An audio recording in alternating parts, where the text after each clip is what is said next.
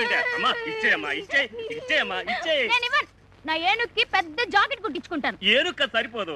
అయితే ఒక పెద్ద తువాలు ఒకటి పట్టరా, నా ఏనుగు అంత ఉండాలి తెలుసా? సర్లే ఇచ్చేయి. పొద్దు నుంచి బేరాలు అవ్వలేదు, బోని చేస్తావేటమ్మా? బట్టలు సెచ్చా నాకు పెద్ద తువాలు ఒకటివా? మన దగ్గర కొట్టు చీకటి జాకెట్ మొక్కలే తప్ప తువ్వాలు ఉండవు కదా. అబ్బా మొత్తానికి వెంకటరత్నం చెల్లెలు అనిపించుకుంది. ఆయనకేమో ముక్కు మీద కోపం, ఈ అమ్మకేమో ఎలక్కంత పిచ్చి. అయినా ఇదేం పిచ్చిరా బాబు, ఏనుగు పిచ్చి. ఒకసారి పక్కన పట్టణంలోకి సర్కస్ కంపెనీ వాళ్ళు వచ్చారు. అప్పుడు మా గురువు వెంకటరత్నం ఈ సుందర్ని ఏనుగు ఎక్కించాడు. ఆ ఏనుగు ఏం తప్పు చేసిందో ఏమో చచ్చిపోయింది. అప్పటి నుంచి ఈ అమ్మాయి తిండి తిప్పలు మానేసి ఒకటే ఏడుపు. ఏనుగు ఏనుగు అని ప్రాణాలు తీసేస్తుంది అనుకో. మీయేట్రా బాబు మాయి తీసేస్తుంది. సరే కానీ శ్రీనివాసు, మీ గురువు జైలు నుంచి ఎప్పుడు వస్తున్నాడ్రా? ఇంకా 2 నెలలు పడుతుందిలే. అవును, నీ వ్యాపారం ఎలా ఉంది? నా బొందలా ఉంది. ఈ ఊళ్ళో బట్టలు అమ్ముకునే కంటే బజ్జీలు అమ్ముకోవడం మంచిది. ఏమంటే ఏం చెప్తానయ్యా, పరిస్థితి అలాంటిది. ఈ ఊళ్ళో ఎవరికైనా కమీజ్ గుడ్డో జాకెట్ గుడ్డో అమ్మాననుకో, కుట్టడానికి టైలర్ లేడు కదా. ఉన్న ఒక్కడికి పుట్టుడు బాధకం. అందుకని వేరే ఊళ్ళో కొనేసుకుని అక్కడే కుట్టించేసుకుంటున్నారు. ఈ సుందరంగాని బతిలాడు లేక నా తోక దిగుతుంది. బోని అవడమే కనా కష్టంగా ఉంటుంది తెలిసిన. చూడు సత్యం, ఈ ఊళ్ళో ఆడది ఒంటి మీద బట్టకి ఇబ్బంది పడిందంటే మగాడు దాని చుట్టూ చేరతారు. ఆ తర్వాత మా గురువు వస్తే గొడవలు అయిపోతాయి. అవును కదా, కాబట్టి సుందరాన్ని బతకించొద్దని చెప్పు. నువ్వు హామీ ఇచ్చావు కాబట్టి 100 ఇయాలాడి సంగతి తేల్చేస్తాను. కాదంటే ఆడు మెక్కలు ఇచ్చేస్తాను. 100 సరే ఇవాళ ఎలాగైనా ఆడు ఒప్పించేస్తాను. కాదంటే ఆడు మక్కలు ఇచ్చేస్తాను అంతే. ఎలా మీ గురువు ఉన్నాడా? ఉన్నాడు లోపల. చెప్తాను. ఈడోడు పొద్దున్నే. తల్లి పడవే, నీ కోసం బోల్ డబ్బు ఖర్చు చేసి బలిపడే శాస్త్రం కొన్నాను. కుడి భుజం మీద కానీ కడుపు మీద కానీ పడు. అంతేగాని గుడ్డెద్దు చేలో పడ్డట్టు నీ ఇష్టం వచ్చిన చోట పడమాక. నేను అడిగిన చోట పడ్డావనుకో, నీకు ఈ పురుగులు తినే కర్మేంటే సున్నుండలు, కజ్జికాయలు, పూతరేకులు, కొబ్బరి బొండాలు అన్నీ పెడతాను. జపజల్లి జపజల్లి జపజడవే జపజడవే. ఏంటి జప జల్లే జప జడ? ఏంటి మీ ఓడు మలయాళ మంత్రాలుగా నేర్చుకుంటున్నాడా? మా గురుడు మాట్లాడేది జభాష, అంటే రాజభాష. జపజల్లి జపజడవే అంటే బల్లి పడవే అని అర్థం. ఓ సిదా. ఎవడో బల్లి పడితే అదృష్టం అని చెప్పాడట. పొద్దు నుంచి డ్యూటీ వేసి కూర్చున్నాడు అక్కడే. అదేమో భయంతో బిక్కతచ్చి పడదు. చూసి ఏ నోట్లోనో కూట్లోనో పడుతుంది, రోగం కుదురుతుంది. ఇగో సుందరం, ఆ బలిని కావాలంటే నేను పట్టి తెచ్చిస్తాను. దారానికి చుట్టి మెళ్ళో వేసుకొని తిరుగుతూ గాని ముందు నా కాంటాక్ట్ తేల్చవయ్యా. అబ్బా ఇదిగో సీతారాముడు, మీ గురుడికి బిందుడు బద్ధకం చెంబుడు చేతస్థం లేకపోతే దర్జీలకు రాజుగా ఉండి దర్జాగా ఉండవలసినోడు కదయ్యా. ఒరే బట్ల సత్తిగా, కుట్టు గురించి నువ్వు నాకేం చెప్పక్కర్లేదు. సూది దారం లేకుండా చొక్కాలు కుట్టేసిన మొనగాడు. అవును కదా, అందుకే తాడు బొంగరం లేకుండా బతులు ఇలా ఉన్నాయి. నాకు తెలుసు కదా. అది కాదయ్యా, ఈ ఊళ్ళో గొప్ప టైలర్ అని నీ గురించి నేను చెప్తాను. నీ దగ్గరికి వచ్చిన వాళ్ళతో నా బట్టలు కొనమని నువ్వు చెప్పు. అప్పుడు నీకు లాభం, నాకు లాభం. అసలు నీలాంటి గొప్ప టైలర్ ఈ దేశం మొత్తం మీద ఎవడైనా ఉన్నాడేటే. నీ ఎదవ సర్టిఫికెట్లు నాకేం అక్కర్లేదు. ఎదవ కోతలు కూసావనుకో, నాలుగు కత్తిరించేసి చెవుకేసి కుట్టేయగలను. ఒరే సీతారాముడు, ఆ కత్తిరలా పట్టారా? పట్టరా. అసలు నీలాంటి వాడితో కాంట్రాక్ట్ పెట్టుకోవాలనుకోవడం నాదే బుద్ధి తక్కువ.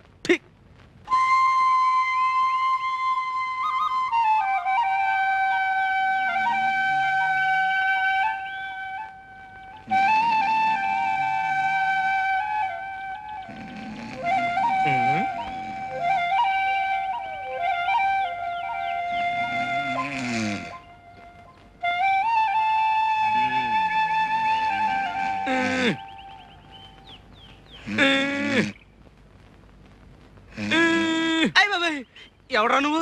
చెరబట్టిన సీతమ్మూరు తీరు పాకలో పడి ఉన్నావు. కష్టాల్లో ఉన్నాడు దొర. నిజమా? కష్టాలా? అష్ట కష్టాలు. అవును, నీకెలా తెలుసు? అడ్డదీగల హనుమంతు మాట పోలిపోదు. మోకంలో లక్ష్మీకళ ఉన్నది, కానీ అరచేతిలో దరిద్రం. దొరదొక్కేది చక్రం, కానీ చూపు వక్రం. నా చూపు వక్రమా? నిష్ఠూరంగా ఉన్నా నిజం మాట్లాడతా. పెద్ద పెద్ద దొరల జాతకాలు మొఖాలు చూసి చెప్పిన నేత్రాలు తిరిగి నీ చూడు. దర్శకరత్న దాసరి నారాయణరావు పక్కన నేను, నటశేఖర కృష్ణ పక్కన నేను, నూతన ప్రసాద్ పక్కన నేను, జయప్రద పక్కన నేను, శరత్ బాబు పక్కన నేను, రాల్పల్లి పక్కన నేను. రాజకీయ నాయకుల సీట్ల సంగతి ఏంది, సినిమా నాయకుల కాల్ సీట్ల సంగతి ఏంది మొఖం చూసి చెప్తా. 100 నోటు ఉందా? 100? 100 కుర్రో 100 కనకం చేస్తావు. బురదగుంటలో చేపలు పట్టేటోళ్ళ జాతకాలు చెప్పను నేను. కస్మి కర్రకండి, జస్మి జర్రజండి, రథంబు జర్రజక్ బడంబు బడబక్. ఓరి తండ్రి, కోయి భాషలో శాపనార్థాలు ఎడతాడు. ఇదిగో ఇదిగో. 5 అడ్డ దిగల హనుమంతు అన్నం తింటాడు కక్కిన కూడు కాదు.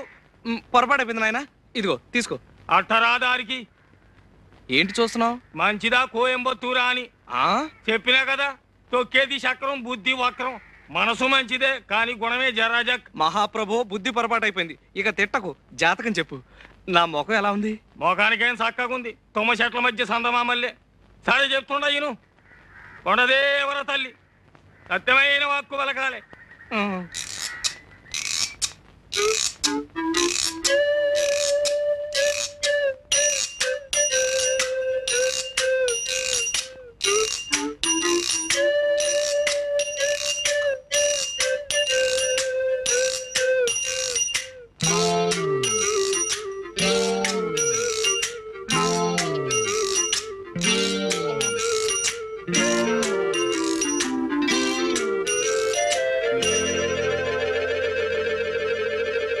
మంచి పెట్టనబొట్టు. పెట్టంటే కన్య, కానీ ఆ పెట్టకు కుడితోడ మీద కుంకుడు కిందంత పుట్టుమచ్చ ఉండాలి. దొరికిందో నీ చక్రం తిరిగిందే.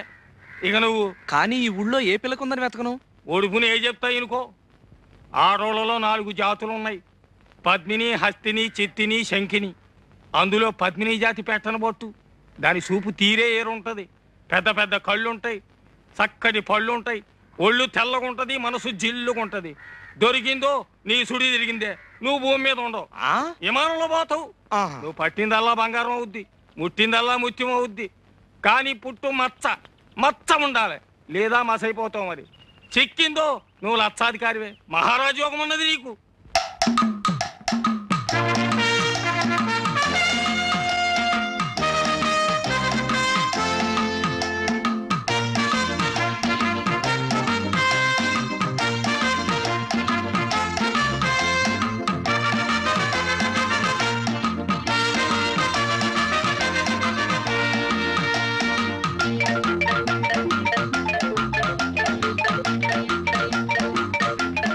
సీతారాముడు, ఈ రోజు నుంచి మన జాతక చక్రం మిషన్ చక్రం లాగా గిర్రం తిరిగిపోతుందిరా.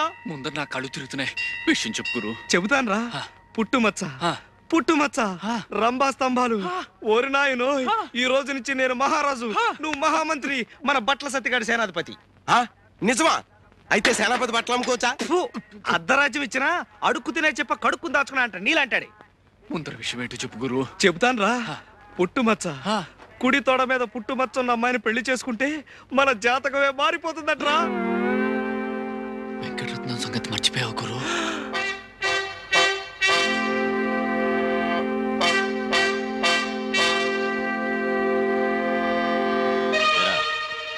ఈ జట్కా సీనుగాడు తీసుకొచ్చిన సాక్ష్యాల దృష్ట్యా ఆ పిల్ల మీద చేయేసావని మరి ఇప్పుడు తేలింది. ఒప్పుకుంటావా? బాబు అమ్మో, ఆడపిల్ల గాలి సోకితేనే ఊపిరి తీసేస్తాడే, అలాంటిది పుట్టుమచ్చ కోసం ఆడపిల్లలు వెతికితే బతకనిస్తాడా? అవును. నోరు ముయిరా. ఇదిగో సుందరం, వెంకటరత్నం జైలు నుంచి రావడానికి ఇంకా 2 నెలలు టైం ఉంది. ఈ లోపున మచ్చన్న పిల్లని ఎతికి పెళ్లి చేసేసుకో. ఏడ్చావు. ఆ వెంకటరత్నం గారు జైల్లో ఉంటేనే వాడి శిష్యుడు సీనుగాడు పోలీస్ కుక్కలా ఈ ఊళ్ళో తిరుగుతూనే ఉంటాడు. ఆడి సంగతి నాకు వదిలేయి. ఆ సీనుగాడు నేను 2వ క్లాస్ 4 ఏళ్ళు కలిసి చదువుకున్నాం. ఆడు మనకి ఫ్రెండే కదా. అలాగా? అయితే ఓ సరుతు, నువ్వు మన కాంట్రాక్ట్ ఒప్పుకోవాలి. ఒప్పేసుకో గురు. ఒప్పుకోక సస్తావా? వసుదేవుడు అంత తోడే బట్టల సత్యంగాడు కాళ్ళు పట్టుకోవాల్సి వచ్చింది. అవును. అయితే నేను గాడిదినా? చచ్చా, బట్టలు మోస్తున్నావు కనుక సరదాకలా అన్నాడు. సరదాకా? ఎవరికైనా సవటకి చెప్పరా? సర్లే, అవసరం నాది. ఒరే అబ్బాయి సుందరం, నేను జాకెట్ కొట్టిస్తాను, అది ఆ పిచ్చి సుందరికి. అదేనయ్యా ఆ వెంకటరత్నం సెల్లులు ఏనుగు పిచ్చి సుందరికి ఓ మాంచి జాకెట్ ఒకటి కుట్టామనుకో, అది తొడుక్కొని ఏనుగు పిల్లల ఊరంతా తిరిగేస్తుంది. దాంతో మనకు మాంచి అడ్వర్టైజ్మెంట్ వచ్చేస్తుంది. అంటే ఇటు నా గుడ్డలకి అటు నీ కుట్టు పనికి మాంచి ప్రసారం వచ్చేసి ఊరు జనం అంతా వచ్చేసి మన మీద పడిపోతారు. అంటే అర్థమేటన్నమాట, దాని పిచ్చిని కూడా మనం వ్యాపారంలో ఉపయోగించుకుంటున్నాం అన్నమాట. అర్థమైందా? సీతారాముడు, రాత్రి బంగారం లాంటి అవకాశం పోయిందిరా. ఆ నాగమణి సంగతి తేల్చేద్దాం అనుకునేసరికి ఇంతలో ఆ సీనుగాడు వచ్చేసాడు రా. ఇవే కొంప ముంచేటట్టున్నావు గురు. ఆ సీనుగాడు కంటపడి అది వెంకటరత్నం దాకా పాకి అప్పుడు మన పీక ఏం చేస్తాం? వెతకాలిగా. దానికి ఇది కాదు పద్ధతి. అయినా నువ్వు నాకన్నా వయసులో పెద్దోడివి. అమ్మాయిలు ఒక్క క్షణం ఉండు గురు, ఆ మత్స్య సంగతి తేల్చేస్తాను. ఏడ్చావు.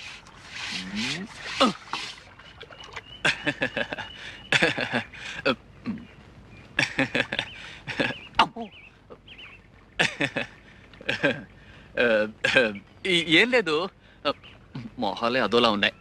అబే ఏం లేదు, మీలో ఎవరికైనా కుడి తోడ మీద అంటే ఇక్కడ పుట్టుమచ్చ ఉంటే చెప్పండి, వెంటనే చేసేస్తాను పెళ్లి. పుట్టుమచ్చ కొంచెం లోపలికి రా బాబు, చూపిస్తాం. పదండి. పుట్టుమచ్చ చూపించాలా?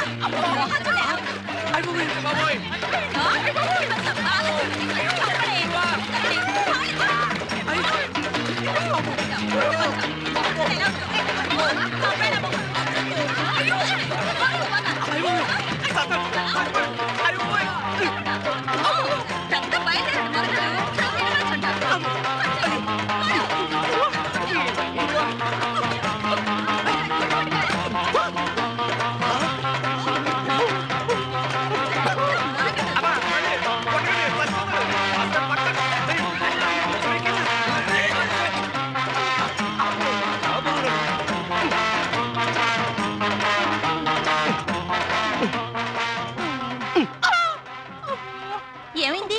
పోలీసులు లాఠీ చార్జ్ చేశారు. పోలీసులా? టౌన్ కి సినిమాకి వెళ్ళి బ్లాక్ లో టికెట్లు కొంటే టికెట్లు డబ్బులు లాక్కుని చితకబాదారు. ఎప్పుడు నువ్వు నోర్మే.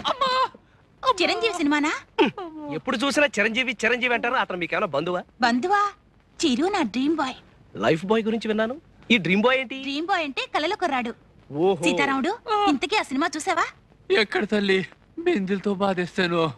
అది ఆడవాళ్ళ ఏడుపు సినిమా కదా, అందుకని బిందులు తీసుకొచ్చారు. తీరా చూస్తే అది చిరంజీవి సినిమా. క్యూలో నిలబడేటప్పటికి చితక బాధేశారు. ఈ అన్యాయాన్ని నేను భరించలేను. ఈ విషయం వెంటనే వాడికి ఉత్తరం రాస్తాను. సమాధానం రాశాడా సరే, లేదా జీవితంలో మళ్ళీ వాడికి బట్టలు కుట్టను. చిరుకి నువ్వే కుడుతున్నావా? కోతలే. దయా, వీడి మూతికి ప్లాస్టర్ వేసాయి. ఇందాక నుంచి ఈ వెధవ చెప్పిన మాటలన్నీ నమ్మేవా? చచ్చినా నమ్మను. నిమిషానికో కొత్త రకం జాకెట్ కుట్టి ఈ ఊరి ఆడవాళ్ళతో శభాషణ పెంచుకుంటున్నా నువ్వు. మా చిరుకేమిటి, ఎవరికైనా కుట్టగలవు. అంతేకాదు, గాంధీ గారు నెహ్రూ గారి దగ్గర కూడా బంగారు పథకాలు పొందినవాడిని. దయా, నీకు చిరు అంటే ఎంత ఇష్టమో నాకు జమజచ్చ అంటే అంత ఇష్టం. జమజచ్చా అంటే? చాలా గొప్పది, నన్ను మహారాజుని చేసేది. అది నీకుందా? నాకు అనుమానం ఉందా? ఏమిటో బాబు, నాకేం అర్థం కావడం లేదు. చెప్తా, ఆ చెవిలా పారే. అది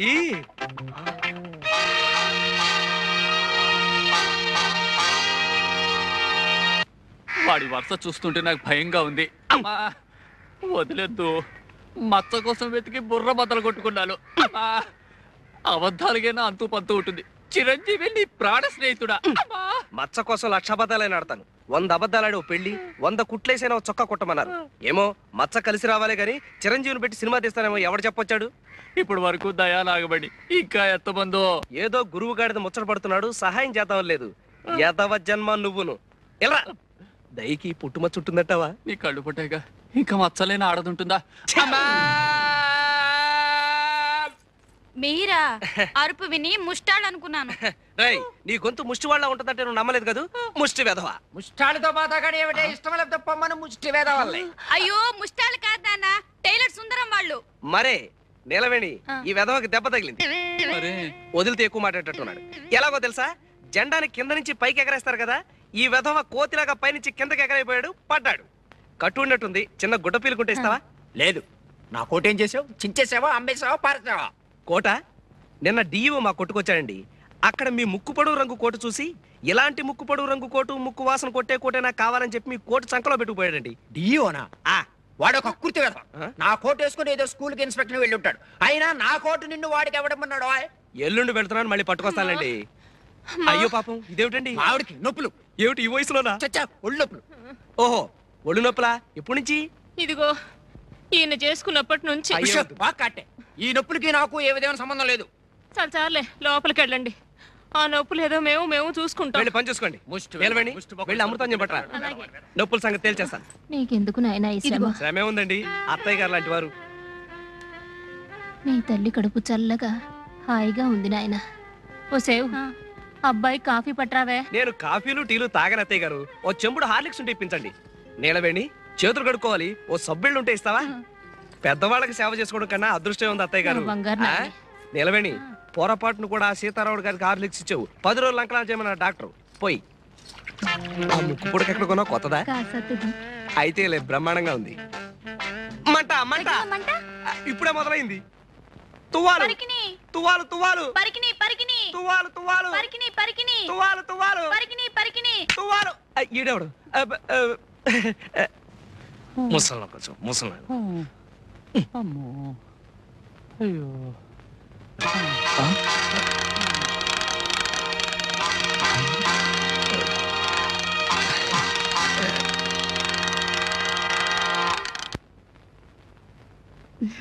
ఏనుగు ఏనుగు లే ఏనుగు లే ఏనుగు ఏనుగు చచ్చిపోయిందా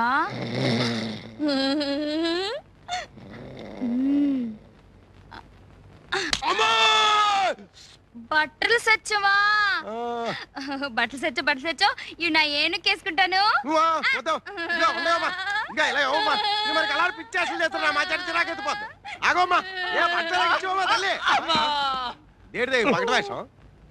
ఏమైందయ్యా? ఏం కాలేదు, చిన్న దెబ్బ తగిలింది పట్టు. అవునా సీన్ గా ఏంట్రా గద్దలాగా నా చుట్టూ తిరుగుతాడు? నీకు ఫ్రెండ్ గడిది గుడ్డు అను, ఇట్టయితే నీకు నీ కంటే అంత మాట అనుకో. 4 రోజులు ఆగు, నేను నచ్చ చెప్తాగా. అవును, ఆ వెంకటరత్నం గారికి సీను గారికి ఎందుకు భయపడాలరా? ఎందుకు భయపడాలి? ఆడేమన్నా ఈరేశలింగం పంతులా లేకపోతే ఇంగ్లీష్ సినిమాలో వెళ్ళా? బాబాబు సుందరం, అనవసరంగా రెచ్చిపోకేయా. వెంకటరత్నం కూడా ఇది వరకు ధర్మరాజే. ధర్మరాజు, నువ్వేమో శకుడు. నోర్మి. అబ్బా, వెంకటరత్నానికి పెద్ద కథ ఉందయ్యా. అది ఏంటంటే, ఇప్పుడున్న సుందరే కాక లోగడో చెల్లుండేది. దాన్ని ఎవడో కడుపు మోసం హోల్సేల్ గా 2 చేసి పారిపోయాడు. అది గోదాట్లో దూకేసింది. అంతే, దాంతో ధర్మరాజు కాస్త యమధర్మరాజులా మారిపోయాడు. వెంకటరత్నం వచ్చే లోపల వెతికేద్దాం అనుకున్నా, కానీ సీనుగాడు మనం బతకనిచ్చేటట్లేడు. నోర్మై, వెంకటరత్నం కాదు కదా, ఆ వెంకటేశ్వర స్వామి అడ్డొచ్చినా సరే మచ్చ ఎత్తికి తీరతాను. అద్గది నాకు ఉపాయం తట్టింది గురు. గుండీలు తేవడానికి రేపు నన్ను పట్నం పంపిస్తున్నావు కదా, అక్కడి నుంచి నేను ఒక బ్రహ్మాస్త్రం తీసుకొస్తాను. బ్రహ్మాస్త్రమా? బ్రహ్మాస్త్రమే.